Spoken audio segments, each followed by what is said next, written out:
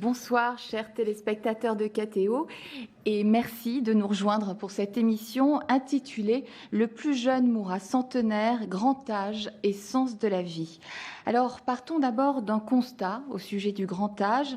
L'allongement de la durée de la vie dans les pays occidentaux est un phénomène important, un phénomène qui ne fera que s'accentuer dans l'avenir. Un enfant sur deux né en France aujourd'hui vivra, dit-on, plus d'un siècle. Autre donnée en chiffres, en 2020, la France devrait compter 4 millions de personnes de plus de 80 ans. Cette longévité a déjà bien sûr un grand nombre de conséquences pour les individus, pour leurs familles et bien sûr pour la société.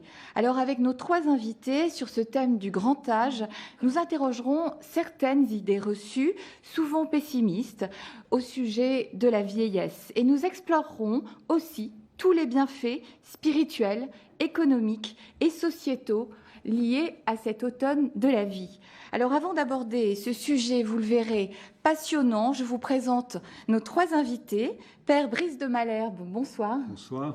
Alors vous êtes co-directeur du département d'éthique biomédicale au Collège des Bernardins. Vous êtes également enseignant à la faculté Notre-Dame et à l'école cathédrale.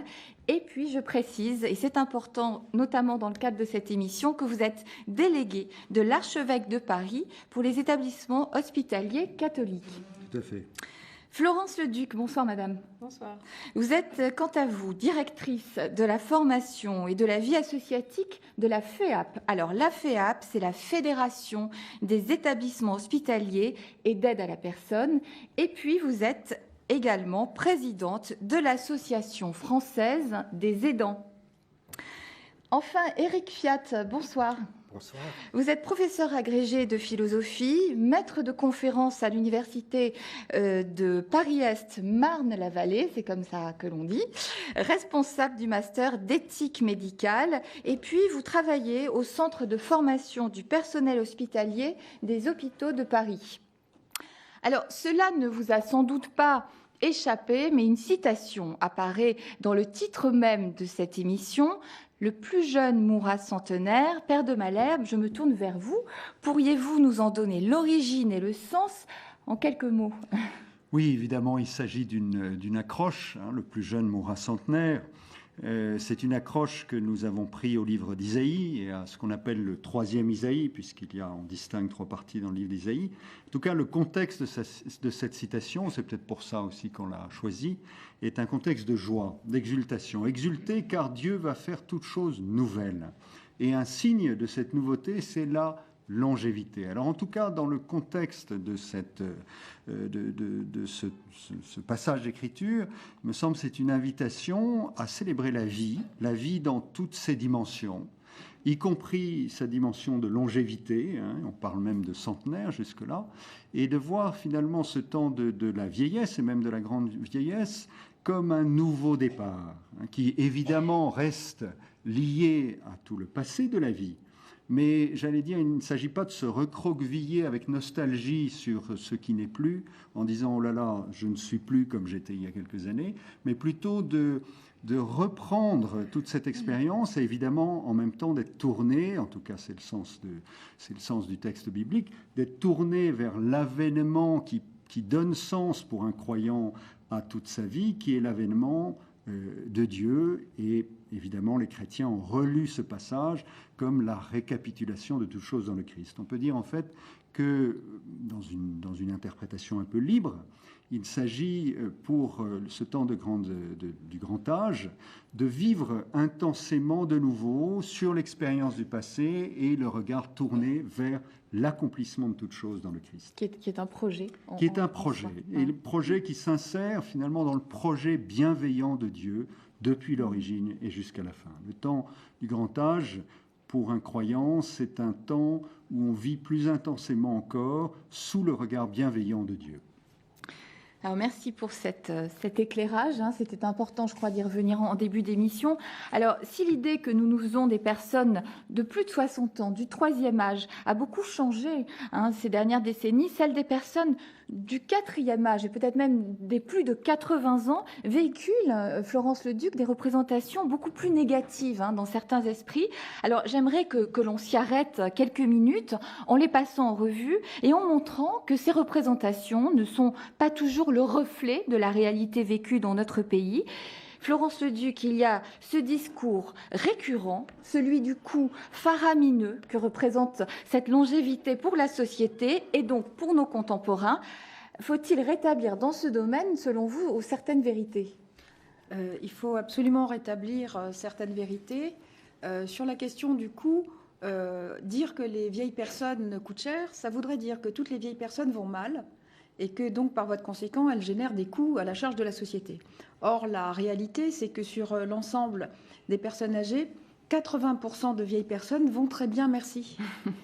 20% d'entre elles ont des difficultés de vie, et c'est effectivement sur ces 20% de personnes qui ont des difficultés de vie que peuvent se concentrer, bien évidemment, des problèmes de maladie, des problèmes qu'on appelle de dépendance dans le sens de dépendre d'un autre pour les actes de la vie quotidienne. Et malheureusement, il y avait encore, la semaine dernière, dans Le Monde, un article, une sorte de déclaration de guerre pour dire ces vieux qui concentrent tout l'argent, qui coûtent cher et qui, en plus, sont des égoïstes. Et alors, la réponse qui a été apportée, c'est la réponse de la bergère au berger, qui est de dire mais non, c'est honteux de dire ça, les jeunes ne peuvent pas dire ça. Et la vraie question, me semble-t-il, c'est de rétablir quelque chose de l'ordre du dialogue et de l'ordre de la rediscussion de ce qui nous lie entre nous, de ce qu'on appelle le pacte social. Ce pacte social à l'intérieur duquel chacun apporte selon ses ressources, chacun reçoit en fonction de ses besoins. Et sur cette question des générations, c'est aussi de regarder ce en quoi ce que moi j'appelle les vieilles personnes sont aussi des personnes qui réinjectent de l'amour, qui redistribuent du temps par rapport à la famille, par rapport aux enfants, par rapport aux petits-enfants, qui réinjectent aussi de l'argent, beaucoup d'argent, pour les générations les plus jeunes. Et donc toute la question, c'est de pouvoir se parler entre soi de ce que constituent ces générations et puis peut-être de sortir de ces représentations qui feraient croire que les vieilles personnes ne vont pas bien, ce qui est loin d'être le cas. Il y a beaucoup de centenaires. On double tous les 10 ans de nombre de centenaires. C'est surtout les femmes. Il y a, dans les centenaires, il y a un homme pour 7 femmes, mais ils vont bien, sinon ils ne seraient pas encore en vie. Et vous disiez que ce coût, finalement, ça paraît un peu trivial de continuer à parler de coût, mais élever les 6 derniers mois de la vie, finalement, d'une personne très âgée. Bien sûr, puisque la maladie, c'est lorsque la maladie s'en mêle, mais toute la question, c'est de dire quelle est la part de l'âge et quelle est la part de maladie. Et en tout cas, il faut très probablement cesser d'assimiler le grand âge avec la dépendance et avec la maladie, puisque au grand âge, et d'ailleurs, les gens ne seraient pas vivants à 100 ans s'ils étaient dans la maladie et dans la dépendance. Ce sont aussi des personnes qui vivent très longtemps, des jolis projets de vie. Vous évoquiez tout à l'heure, à l'instant même, les solidarités intergénérationnelles. Vous parliez de redistribution et vous me disiez, en préparant cette émission, que les personnes âgées sont des bénévoles en puissance. Oui. C'est important, ça aussi. Aujourd'hui, nombre de personnes arrivent à l'âge de la retraite. C'est un petit peu plus tard maintenant. C'est de plus en plus tard d'ailleurs. Mais en tout cas, aujourd'hui, dans le tissu associatif dont on connaît l'importance, il y a énormément de jeunes retraités qui ont envie de s'investir. Alors, tous ne peuvent pas le faire. Je pense particulièrement à une catégorie de femmes qui sont des aidantes, et qui, lorsqu'elles arrivent à l'âge de la retraite, peuvent avoir des parents qu'elles doivent aider et des enfants ou des petits-enfants auprès desquels elles doivent également déployer la solidarité. Pour autant, aujourd'hui, dans le tissu associatif français, il y a énormément de retraités, de jeunes retraités, voire de retraités vieillissants et qui sont aussi des bénévoles qui sont non seulement dans les organisations mais aussi dans l'accompagnement des personnes, dans les grandes associations et on a là une redistribution tout à fait importante dont on ne parle pas souvent Et c'est important de pouvoir le mettre au débat de ce soir. Éric Fiat, je me tourne vers vous. J'ai eu la chance de lire un article qui avait été publié au moment de cette exposition qui s'appelait « Voyage au pays de Jérusie » et qui s'était déroulée en 2008 à la PHP, au musée de la PHP. Et dans cet article que vous aviez écrit, vous disiez « Notre société est obsédée par les pertes entraînées par le vieillissement. On sait même des vieillards qui, en fin de vie, semblent nous crier « Sacrifiez-moi sur l'autel des valeurs contemporaines, je ne sert plus à rien, coûte cher à la sécurité sociale, ne supporte plus ce corps que le temps m'a donné. » Mais combien souvent, sous la demande de mort, se cache en fait une demande d'amour? Alors, selon vous, les gains de la vieillesse sont opposés aux valeurs sociétales? Et si oui, quels sont ces gains, finalement? Alors, je crois que ces gains existent et nous sommes là pour en parler. Mais puissent les belles paroles de Florence Leduc être entendues de notre époque? Je ne suis pas sûr qu'elles le soient toujours. Et j'ai l'impression que notre époque a un peu tendance à reprendre le cri de Don Diègue, au rage, au désespoir, aux vieillesses ennemies. N'ai-je donc tant vécu que pour cette infamie? Promenez-vous un peu dans les rues de la grande ville et vous verrez qu'à chaque vitrine, on nous donne des moyens de gagner 10 ans, voire 20 ans, de lutter contre l'âge. Et je crois que tout de même, quelque chose comme une gérontophobie se développe un peu dans notre époque. L'expression, Florence l'employait tout à l'heure, on présente souvent la vieillesse comme ce qu'il faut prendre en charge. Et que prend-on en charge? Un objet.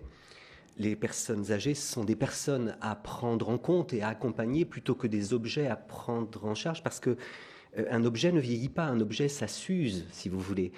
Il faut distinguer entre la vieillesse et la vétusté, entre une vieillerie et un vieillard. Et je crois très important, si vous voulez, ce rappel qui est que la vieillesse s'inscrit dans la logique métamorphique de la vie. Cependant, nous avons un peu de mal à supporter les métamorphoses que malgré tout l'âge engendre. Et je citais Corneille, qui a très bien parlé de ce que c'est que de vieillir. Marquise, si mon visage a quelques traits un peu vieux, souvenez-vous qu'à mon âge, vous ne vaudrez guère mieux. Le temps aux plus belles choses se plaît à faire un affront. Il saura faner vos roses comme il a ridé mon front. Le même cours des planètes règle mes jours et vos nuits. On m'a vu ce que vous êtes, vous serez ce que je suis. Alors c'est ce que dit le vieux Corneille à une jeune fille. Et vous vous souvenez de ce que répondait la jeune fille, d'après Tristan Bernard, puis d'après Georges Brassens.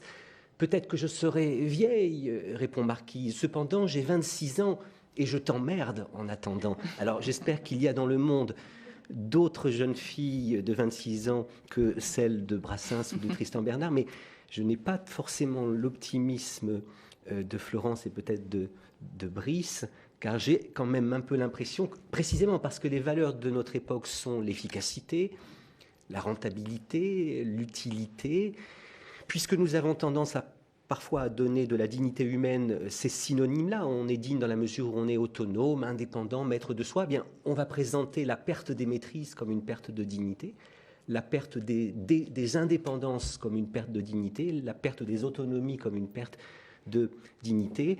Puissent les belles paroles de Florence être entendues, mais je crois qu'il faudra beaucoup plus que cette émission pour que notre époque entende qu'en effet, vieillir, ça n'est pas que perdre, ça peut être aussi gagner. Alors, on va quand même essayer de faire passer on est là pour certains messages. Avant de venir tout de suite sur cette question de dépendance et de pathologie, j'aimerais tout de même, avec vous, Père de Malherbe, aborder cette question de la solidarité. Et vous disiez, en préparant cette émission, qu'il était important de souligner comment la vulnérabilité du grand âge provoque également la solidarité.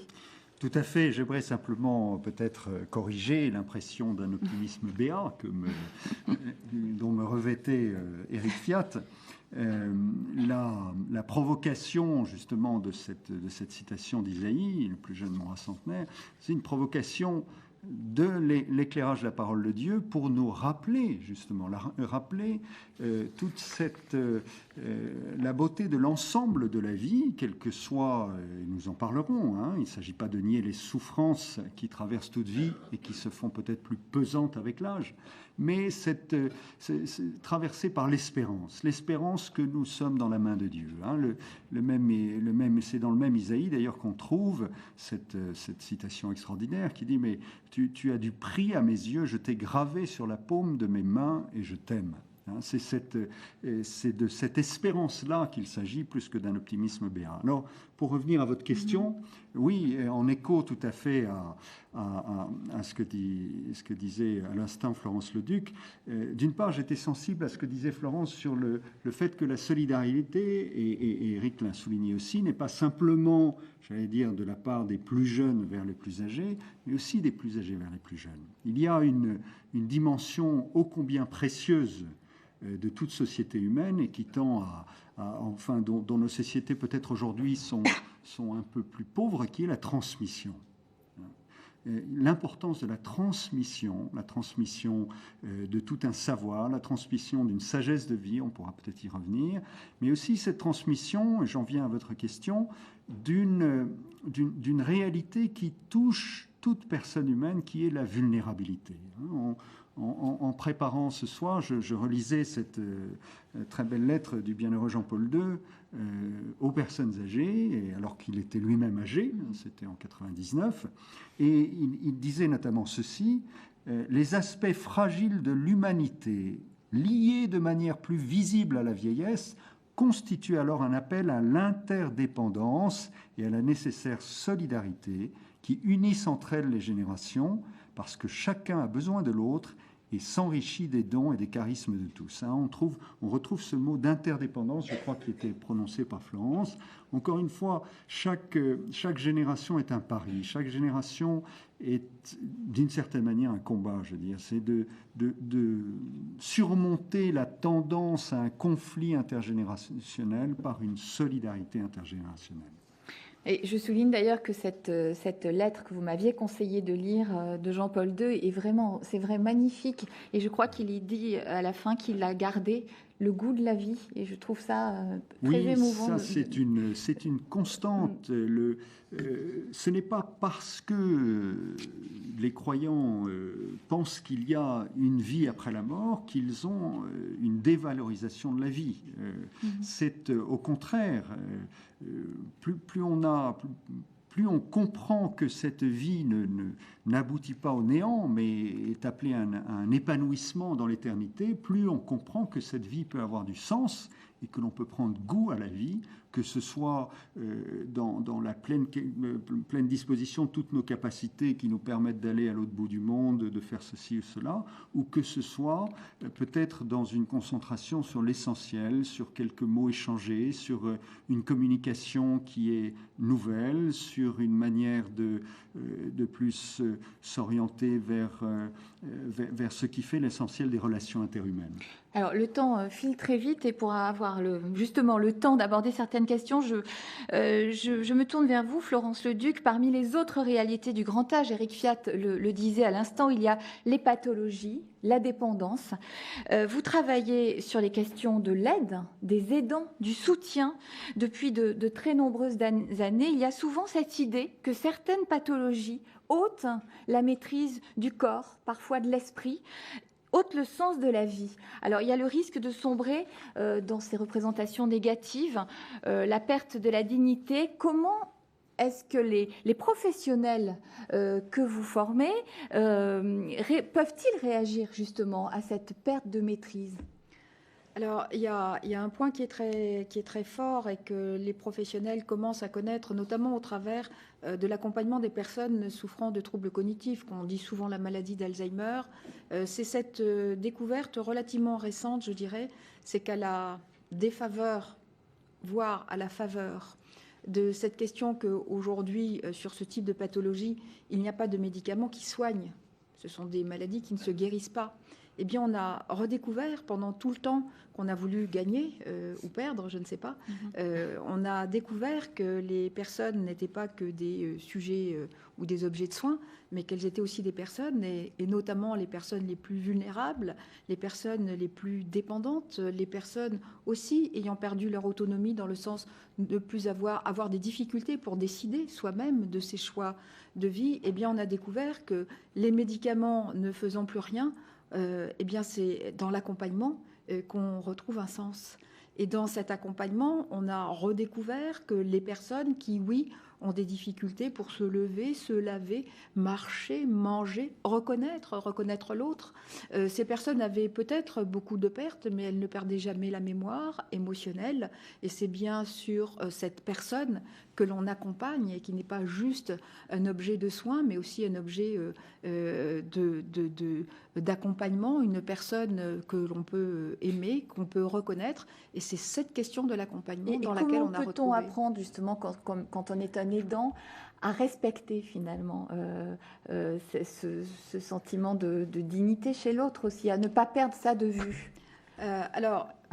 Sur cette question-là, je pense que dans la formation et dans l'accompagnement des accompagnants professionnels, en tout cas, je parlerai peut-être après des aidants, des proches aidants, cette question de la dignité, elle n'appartient à personne qu'aux personnes elles-mêmes. Et donc, je pense que ça fait partie du premier sujet, qui est qu'on ne dispose pas de la dignité de l'autre. Pour autant, dans la formation, ce qui peut se travailler, c'est cette question de la cultiver, la dignité. Donc, on n'est pas sur la décision de tel ou tel est digne, serait digne ou indigne, mais par contre, chacun étant doté de cette dignité, pendant toute sa vie et jusqu'au dernier souffle de vie, eh bien, toute la question est de former les personnels sur cette question que la dignité, elle appartient à l'autre, mais elle se cultive. Et c'est dans cette culture-là que peuvent s'inscrire à la fois des gestes, à la fois des techniques, à la fois des méthodes, peu importe, parce que ces méthodes, ces gestes et ces techniques, ils sont chargés du sens de l'autre et du sens de l'accompagnement de l'autre, et par voie de conséquent, ils peuvent aussi donner beaucoup à celui qui accompagne. Ceci dit, c'est difficile, il reste énormément de travail à faire pour continuer à former les professionnels qui interviennent soit dans les domiciles, soit dans les établissements d'accueil, pour pouvoir leur donner les moyens de cet accompagnement, parce qu'effectivement, ça n'est pas facile tous les jours. Et tout au long de leur vie.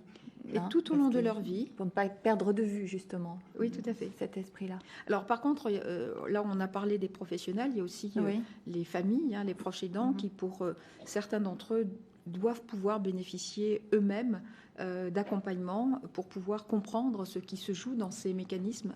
Quand votre proche ne vous reconnaît pas, à un moment donné, c'est extrêmement difficile, c'est extrêmement douloureux, et cette douleur fait qu'à un moment donné, il y a un accompagnement pour pouvoir reconnaître chez l'autre ce qu'il est resté et non pas tout ce qu'il a perdu. Et ce type d'accompagnement existe aujourd'hui au sein de quelle structure? Est-ce que vous pouvez, en quelques mots, nous les décrire, ces structures? Alors, l'accompagnement des proches aidants, je dis les proches aidants, c'est 80%, dans 80% des situations, ce sont des familles. Le reste du temps, eh bien, ce sont des amis ou des voisins, cette proximité, ces proches que l'on a autour de soi. Aujourd'hui, on a découvert depuis peu de temps que ces 4 millions de personnes qui sont des aidants existent. Vous imaginez, 4 millions de personnes, ça n'est pas qu'une question privée dans les domiciles privés, mais c'est bien une question sociétale qui nous intéresse tous. Et on s'est bien rendu compte aussi que pour permettre à ces proches aidants de pouvoir être dans cette présence à l'autre, il fallait aussi qu'ils soient dans une présence à eux-mêmes et qu'on les aide à maintenir le lien à l'autre, en ne confondant pas ce lien avec celui de l'infirmier, du médecin, du kinésithérapeute, mais vraiment ce lien initial dans cette relation à l'autre, et de pouvoir les aider aussi à conserver leur position sociale, de pouvoir continuer à vivre ce qu'ils sont, Et cette découverte est relativement récente par rapport à une période où on était plutôt on encensait les aidants au point de ne pas voir qu'ils pouvaient aussi ne plus continuer à aider. Et vous dites d'ailleurs qu'on peut mourir d'aider. On peut mourir d'aider dans un certain nombre de situations, plus précisément dans le grand âge et plus précisément dans l'accompagnement des personnes qui souffrent de la maladie d'Alzheimer. Il existe aujourd'hui un nombre non négligeable de conjoints notamment qui meurent avant la personne qu'ils accompagnent, tellement cet accompagnement est inconditionnel. Et la question, c'est de dire, eh bien, si on y mettait des conditions pour que la vie de chacun soit aussi préservée. Alors, Éric Cuyat, vous soulignez à plusieurs reprises dans les articles que j'ai pu lire et que vous avez écrit le rôle essentiel joué par autrui dans l'accès d'un homme à son sentiment de dignité. Selon vous, la société doit répondre à une injonction d'ordre éthique, ne pas laisser autrui seul avec sa souffrance. Alors, est-ce que vous pouvez revenir un petit peu sur cette idée ? Alors oui, la notion de dignité est une notion très à la mode aujourd'hui, hein. L'affirmation selon laquelle il faut respecter la dignité de la personne humaine est une affirmation qu'on entend aussi bien dans les tribunaux que dans les écoles, dans les loges que dans les églises, dans les meetings politiques qu'à la télévision. Cependant, cette expression est assez confuse. Alors, il est arrivé à la notion de dignité une étrange aventure, parce que vous vous souvenez que la dignitas romaine, la dignitas chez les Romains, c'était pas la chose du monde la mieux partagée. La dignitas, c'était une charge publique qui ne pouvait pas échoir à tous les hommes. Déjà, si vous étiez une femme, vous n'aviez aucune chance de recevoir la dignitas de consul ou de dictatrice, je ne sais trop quoi. Il fallait être un homme, et encore pas n'importe quel homme, si vous étiez esclave ou si vous étiez barbare. Bon. Bref, la dignité était un privilège. Aujourd'hui, elle est devenue un bien commun. Elle était un apanage. Aujourd'hui, elle est à tous donnée. La notion de dignité s'est démocratisée et je ne peux que m'en féliciter, si vous voulez. Alors, l'ancien sens du mot, on l'a encore quand on dit que quelqu'un a été élevé à la dignité de chevalier de la Légion d'honneur. Ça n'a d'intérêt que d'être élevé à cette dignité que si on ne l'a pas tous. Hein, quel intérêt y aurait-il à plastronner dans les salons de thé si tout le monde avait le même coquelicot au plastron? Donc, il y a ce sens ancien, mais qui tend heureusement à disparaître. Et je dirais que grâce au christianisme et grâce au kantisme, eh bien, nous sommes passés d'une conception, au fond, aristocratique de la dignité à une conception démocratique de la dignité. Alors, le christianisme a fait son œuvre. Comment ne pas la célébrer dans une émission à KTO, n'est-ce pas ? Et au Collège des Bernardins. Et au Collège des Bernardins, puisque, bon, le christianisme nous rappelle ceci, que si les animaux sont faits selon l'espèce, les hommes sont faits à son image et selon sa ressemblance. Et tous les hommes sont faits à son image et selon sa ressemblance. Le fait d'avoir été fait à l'image et selon la ressemblance de Dieu donne à tout homme une valeur, c'est-à-dire une dignité intrinsèque absolue. Puis le christianisme, alors parce que ce que je viens de dire est aussi présent dans le judaïsme, mais le christianisme, enfin, dit la chose plus fortement encore, puisque les chrétiens adorent un Dieu qui s'est fait le plus fragile des hommes. Hein. C'est la notion de kénos, je parle sous le contrôle du bon Père Brice. Ce Dieu tout-puissant, omniscient, créateur de toutes choses, juge suprême, et cet enfant fragile, fils de SDF qui naît dans une étable, sur un lit de paille, réchauffé par le souffle de deux animaux méprisés par l'Antiquité, hein, l'âne, parce que c'est pas le cheval, et le bœuf, c'est pas le taureau, c'est le même. Et 33 ans après, ce Dieu tout-puissant, omniscient, créateur de toutes choses, juge suprême, et cet homme cloué sur la croix, qui meurt de la mort des réprouvés à la place de Barabbas, hein, on se souvient tous d'Anthony Quinn, bon, il est couvert de sueur, de sang, de crachats, eh bien c'est le même. Alors le christianisme a dit cela très fortement. Et puis après, Kant a en un sens laïcisé cette affirmation selon laquelle tous les hommes sont dignes. Il y a une formule magnifique, hein.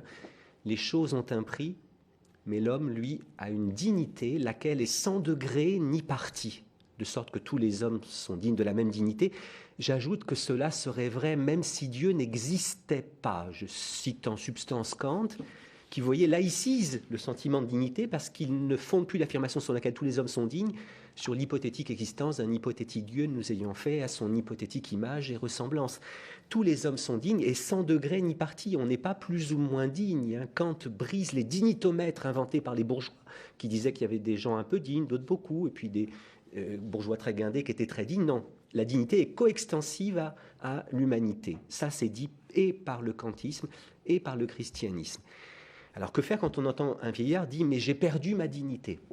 Il faut lui dire « non, tu n'as pas perdu ta dignité » parce que si la dignité pouvait se perdre comme un homme perd ses cheveux ou une fille sa virginité, la dignité ne serait pas une composante ontologique de l'être humain. La dignité ne peut pas se perdre. Mais ce qui peut se perdre, c'est le sentiment de dignité. Et c'est là que le rôle d'autrui est absolument fondamental, précisément. Ce qui se passe dans l'œil d'autrui est absolument essentiel. Et si le vieillard qui doute de son sentiment de dignité voit dans cet œil la réprobation de toute une époque, c'est-à-dire ce n'est plus une vie, c'est une vie de légumes, il aurait mieux valu que cela s'arrêtât bien avant, alors là, le sentiment de dignité va fondre comme neige au soleil. C'est en quoi, si Kant est nécessaire, il n'est pas suffisant. Et je crois que les philosophes comme Hegel, ayant insisté sur le rôle fondamental joué par le regard d'autrui sur un homme, eh bien, et devient quelque chose de tout à fait nécessaire. Oui. Alors, vous parliez de laïcisation, justement, par Kant, cette notion de dignité. Vous écrivez, on parle plus de solidarité que de charité, de respect de la dignité que d'amour du prochain, en parlant justement de cette inspiration chrétienne. Et plus loin, vous observez que le crucifix au-dessus du lit du malade a été en quelque sorte remplacé par la charte du patient hospitalisé. Alors, Père Brice de Malherbe, je me tourne vers vous. Comment, justement, recevez-vous cette réflexion et comment et à quel moment la possibilité d'une dimension spirituelle dans l'accompagnement est aujourd'hui proposée aux personnes très âgées? Comment cette présence spirituelle est-elle réelle aujourd'hui? Bien, sur ce sujet de la laïcisation par Kant, vous avez touché un point sensible, puisque quand nous nous retrouvons avec Éric autour d'un bon repas et un peu échauffé par le vin, parlez pour vous, mon père. Notre sujet favori de conversation est autour de Kant. Peut-être faire débat.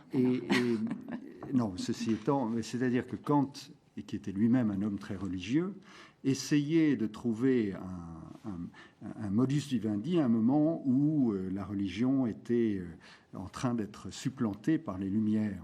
Mais je vous rappelle que dans l'Évangile, si la laïcité a un fondement, c'est d'une certaine manière dans l'Évangile.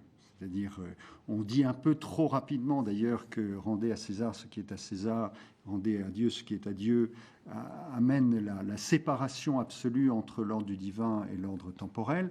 C'est oublier que César lui-même dépend de Dieu, mais cela dit bien une autonomie du temporel qui est justifiée. En tout cas, notre pays a connu l'histoire qui est la sienne, et aujourd'hui, évidemment, l'Église catholique tient à respecter cette laïcité qui est généralisée, à condition que cette laïcité respecte aussi la foi des personnes. D'une manière générale, je crois que dans les hôpitaux, quel que soit l'État, que ce soit un hôpital public, privé dans le lucratif, il y a d'une manière générale une attention à ce besoin spirituel de toute personne, notamment des personnes très âgées, et que le respect premier, c'est de respecter effectivement la dignité de la personne dans toutes ses dimensions, y compris la dimension spirituelle. Donc, je crois qu'il y a des rares cas où malheureusement, notamment quand il s'agit de services hospitaliers, il y a une véritable barrière qui est faite malgré les demandes réitérées des personnes, mais d'une manière générale, cela se passe très bien. Et je crois que le rôle des différents ministres du culte, notamment, est de répondre aux demandes de tout patient, et notamment de tout patient âgé. Et il est certain que plus l'âge avance, plus on se trouve non pas face à la mort, mais face à l'éternité. Et en même temps, l'angoisse de la mort est là. en même temps toutes les questions, en même temps une volonté de se préparer à ce grand passage, et qu'il est important que les ministres du culte soient là, que ce soit dans une chambre où il y a un crucifix, que ce soit dans une chambre où il y a la charte du patient hospitalisé.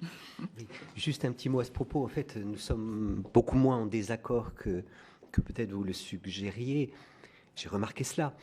Il fut une époque où, en effet, un homme très âgé et déclinant se retrouvait à la Charité ou à l'Hôtel-Dieu ou à l'Hospice des Sœurs du Bon Secours. Aujourd'hui, il se retrouve plus coutumièrement dans un EHPAD, un terrible acronyme, établissement d'hébergement pour personnes âgées dépendantes, ou au CHU, voire au CHU. Et du temps que le vieillard était à la Charité, il se retrouvait dans un lit au-dessus duquel il y avait un crucifix, en effet. Aujourd'hui, il se retrouve dans un lit, c'est le même endroit, on a enlevé le crucifix et on a collé la charte. Et alors, juste un mot pour, au fond, abonder dans le sens du Père Brice. En passant de l'amour, d'un soin inspiré par l'amour du prochain, à un soin inspiré par le respect de la dignité de la personne humaine. N'a-t-on pas perdu un peu en chemin ? Je le crois profondément, parce qu'il me semble que si le respect est nécessaire, il n'est cependant pas suffisant. Et il me semble qu'une personne qui doute de son sentiment de dignité, a besoin d'un peu plus que du respect. Pourquoi ? Parce qu'il y a dans le respect, et même si j'aime beaucoup Kant, je dois admettre que les critiques qu'on fait à son endroit ne sont pas infondées, il y a dans le respect quelque chose d'un peu trop universel, c'est le même qu'on donne à tous. Parce que la loi morale est présente en tout homme doit être respecté. Il y a dans le respect quelque chose d'un peu trop universel et quelque chose d'un peu froid. Tenir en respect, c'est tenir à distance. Garder une distance respectueuse vis-à-vis d'une dame, c'est garder vis-à-vis d'Issel une distance qui n'est pas nulle. Comme disait Yankelevitch, le respect à la phobie de la promiscuité. Or, quelqu'un qui doute de son sentiment de dignité, je crois qu'il a besoin d'un je ne sais quoi en plus, comme dirait Yankelevitch ou Yvette Guilbert, un je ne sais quoi en plus.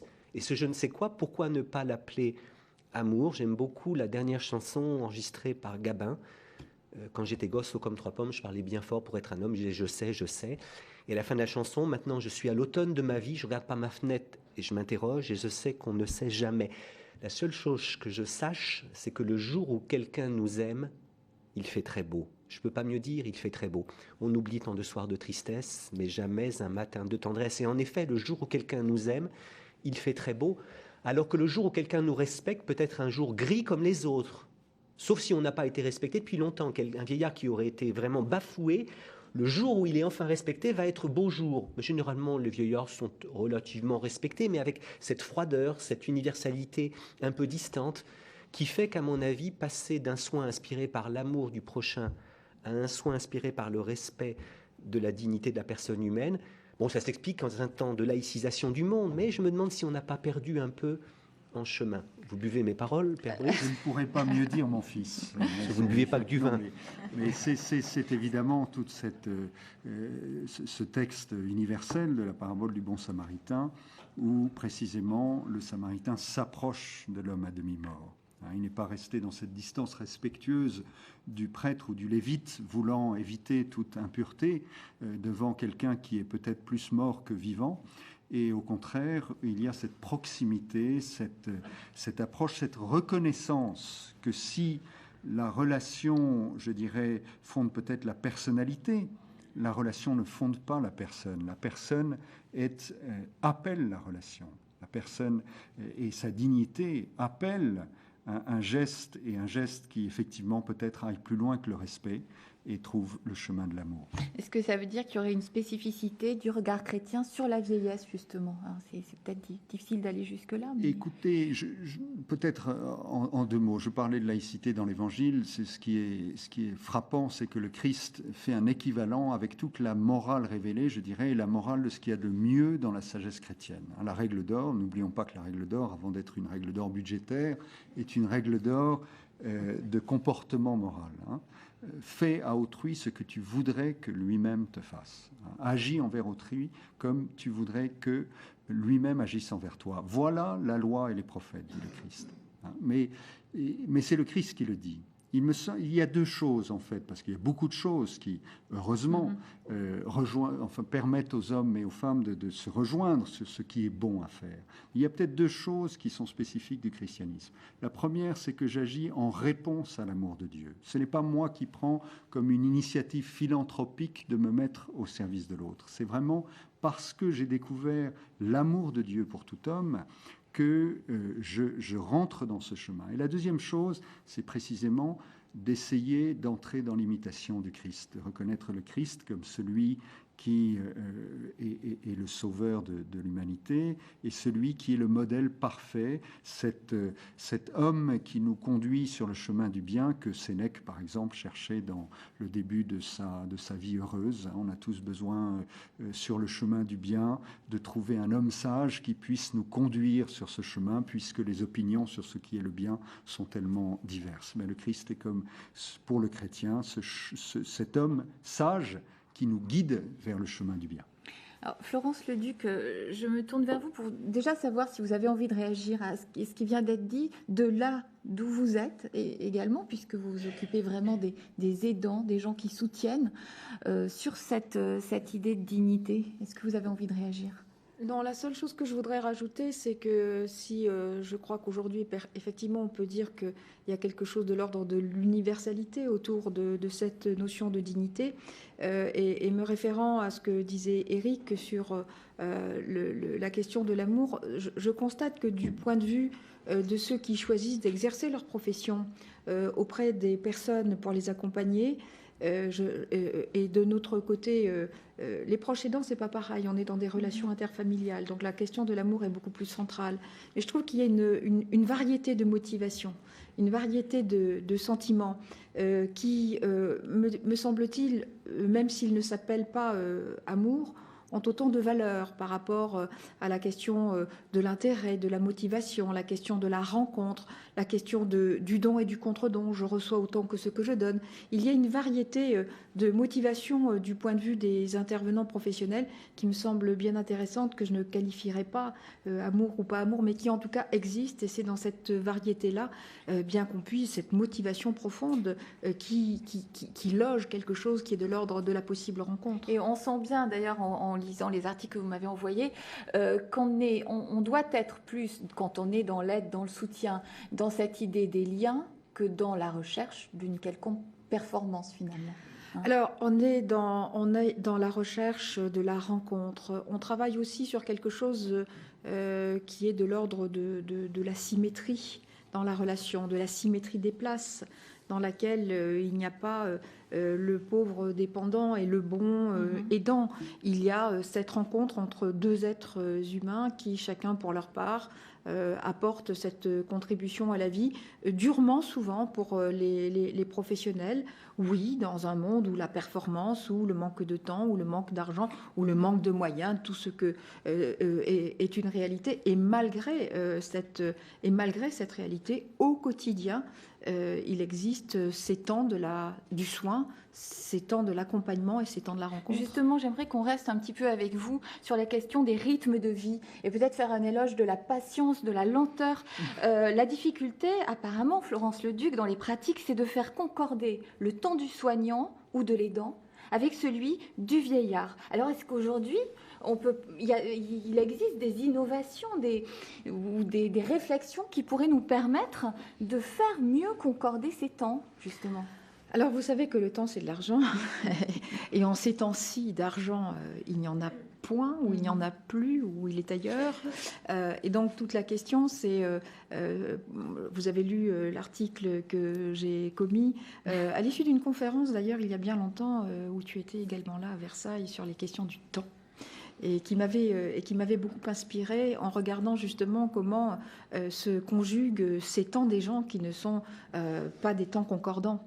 Et j'avais, dans une association que je présidais il y a quelques années, réalisé un film sur le temps, justement le temps des soignants et celui des vieilles personnes, notamment qui vivent à leur domicile. Et il y a une réflexion et une rencontre autour de ce temps auprès duquel on court en permanence et de ce temps qui s'étale, de celui qui a le temps d'attendre que l'autre arrive, beaucoup d'intérêt et des points d'appui intéressants pour pouvoir travailler avec les soignants et les intervenants professionnels jusqu'à cette question du temps de la mort, et ce temps que l'on ne passe pas souvent pour analyser la situation, prendre le temps de l'accompagnement dans ce temps qu'on n'aura plus jamais et sur lequel on ne pourra plus jamais revenir. Je crois qu'il y a là sur cette question du temps, mais qui interroge aussi la vitesse à laquelle on vit les temps dans notre société, le temps du vieillard, le temps de la vieille personne. Oui, vous décrivez, et dans un autre temps. Par exemple, une soignante qui prend sa voiture, qui va très vite comme ça sur le périphérique et qui est dans un temps de rapidité extrême et qui arrive chez un vieillard qui vit dans un temps extrêmement long. Qui dort. Et ça, c'est la réalité. Qui met du temps à se réveiller et du temps à se lever. Et le temps de le prendre dans les bras, de le mettre au bord du lit, de poser les pieds par terre. Imaginez le temps que vous mettez le matin pour vous lever. Je n'ose même pas penser au temps incroyable qu'il me faut, c'est-à-dire quelques secondes, et je suis déjà dans la rue pour aller travailler encore plus vite que vite. On ne sait jamais si je n'avais pas assez de temps. Donc c'est cette question de la rencontre des temps qui nous renvoie à cette question de la rencontre, à cette question des univers, de ce temps qui s'étire, de ce temps pendant lequel on va attendre que quelqu'un revienne pour aider, puisqu'on est aussi dépendant de l'autre dans les actes de la vie quotidienne. Et donc il y a une réflexion sur ces questions du temps qui je crois, permet de pouvoir se confronter les uns aux autres dans cette rencontre des temps de la vie et de la valeur de la vie et de tous ces temps qu'on ne prend pas et qu'on perd pour toujours puisqu'on ne les a pas pris, qu'on les gaspille sans retour. Éric Fiat, l'attente, c'est une donnée essentielle de la vie des personnes âgées. Selon vous... Oui. Moi, j'opposerais à l'attente impatiente des jeunes surbookés la possible patience attentive des vieillards qui ne le sont plus. Nous ne supportons pas d'attendre. Parce que l'attente nous voue à une forme d'ignorance et d'impuissance. Ce qu'il y a douloureux dans l'attente, c'est qu'on ne sait pas combien de temps ça va durer et qu'on n'a pas le pouvoir de faire que ça cesse. Et alors cette passivité, cette ignorance, cette impuissance, à quoi nous condamne souvent l'attente, eh bien, ce sont des choses que nous ne supportons plus. L'homme moderne ne supporte plus d'attendre. Il est affairé, comme disait Heidegger, et toute attente lui paraît un morne délai, si vous voulez. Or, en vieillissant, parce qu'on parlait au début de ce que le temps fait perdre, mais il faut aussi éventuellement parler de ce que le temps peut faire gagner, eh bien, je crois que en vieillissant, on peut éventuellement prendre goût à l'attente. Et on peut appeler ça la patience attentive. J'opposerais à l'attente impatiente du jeune surbooké la patience attentive du vieillard qui finalement peut prendre un certain plaisir à attendre. Le seul problème, c'est qu'il ne faut pas attendre seul. Parce que quand on est seul, l'attente, c'est toujours quelque chose d'assez douloureux. Pour revenir juste à des choses que disait Florence qui m'ont touché, à propos de l'amour, bien entendu, n'obligeons pas tous les soignants à aimer tous les vieillards dont ils s'occupent, parce que d'abord, tous les vieillards ne sont pas aimables, et que aimer celui qui n'est pas aimable, eh bien, ça suppose une forme de sainteté, peut-être l'aide du Paraclet, enfin, je ne sais pas. D'autre part, parce que parler d'amour, c'est parfois un peu impudique. J'aime bien cette élégance classique qu'on trouve chez ces grands pudiques que furent par exemple Marcel Pagnol ou là encore les classiques. Marcel Pagnol, vous vous souvenez du moment où Marius veut dire à son père qu'il l'aime parce qu'il va partir et qu'il n'ose pas le lui dire. Il dit « Tu sais papa, oui, je t'aime bien ». Ce petit bien après le « je t'aime », c'est une petite pudeur, une petite nuance que j'apprécie beaucoup. Et on trouve chez les classiques « Va, je ne te hais point », manière de dire par euphémisme, par litote qu'on aime l'autre. Donc, il ne faudrait pas revenir en arrière peut-être et dire il faut absolument aimer le vieillard. Je crois qu'il le faut peut-être, mais parlons-en avec un peu de pudeur. Et surtout, tu le disais, au fond, il y a une palette d'approches possibles du vieillard qui a besoin d'aide. Je crois que l'essentiel, c'est qu'il faut s'adapter, au fond, à la personne. Et vous avez certains vieillards qui se contentent d'un froid respect qu'ancien. Vouloir y ajouter un peu d'empathie, un peu de compassion, un peu de sollicitude à la rigueur, voire un peu d'amour, ça les emmerderait plutôt qu'autre chose. Eh bien, puisque le respect lui suffit, ne lui donnons pas plus que de respect. Il y a au contraire des personnes âgées qui ont besoin de beaucoup plus que de respect. Et alors là, adaptons notre approche à chaque personne. Ça s'appelle l'accompagnement. Et l'accompagnement, ça vient du mot copain. Hein, le compagnon, c'est celui qui partage le pain. Le copain, c'est celui qui partage le pain. Et j'aime beaucoup la formule d'un grand philosophe d'aujourd'hui, j'ose l'appeler ainsi, Jean-Pierre Coff, qui disait l'autre jour « Le pain appelle le copain ». Le pain appelle le copain. J'aurais aimé trouver cette formule. Avec cette citation. Et il nous reste 2 minutes d'émission, Père de Malherbe. Je me tourne vers vous parce que vous m'écriviez en préparant cette émission qu'il fallait appeler à vivre la vieillesse dans la perspective d'une vie qui se déploie dans l'éternité. Et je crois qu'on rejoint bien cette idée de la patience, de la sagesse, de l'attente aussi, pourquoi pas, mais active. Oui, pour reprendre les mots du bienheureux Jean-Paul II, il s'agit, disait-il, si la vie est un pèlerinage vers la patrie céleste, la vieillesse est la période où il est le plus naturel de regarder le seuil de l'éternité. Il me semble que si nous voulons avoir vraiment une vision de sagesse sur la vie, il ne faut pas oublier les 2 termes, l'origine et la fin. Pour nous croyants, nous avons la grâce de trouver Dieu à l'origine et à la fin.